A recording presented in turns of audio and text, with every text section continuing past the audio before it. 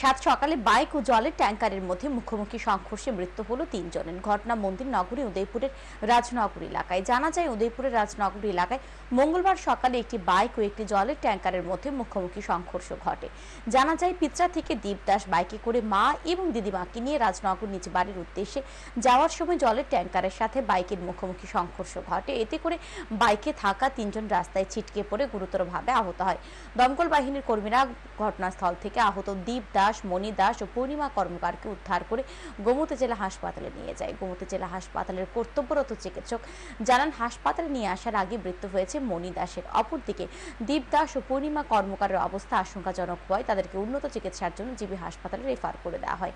জানা যায়, জিবি হাসপাতালে পৌঁছানোর পর চিকিৎসাধীন অবস্থায় মৃত্যু হয়েছে দীপদাস ও পূর্ণিমা কর্মকারের। ঘটনাকে কেন্দ্র করে উদয়পুরের রাজনগর এলাকায় নেমে এসেছে শোকের ছায়া। সকাল 9:10 তিনজন পেশেন্টকে ফায়ার সার্ভিস নিয়ে আসে। একজনের নাম হলো দীপ দাস, 30 ইয়ার্স মেল, আর আরেকজনের নাম হলো পুনম কর্মকার, 65 years female, Moni Das, 40 years female. তাদের তিনজনের মধ্যে একজন স্পট ডেড ছিল, মণি দাস, আর দুজন দীপ দাস এবং পুনম কর্মকার খুবই সিরিয়াস অবস্থায় ছিল।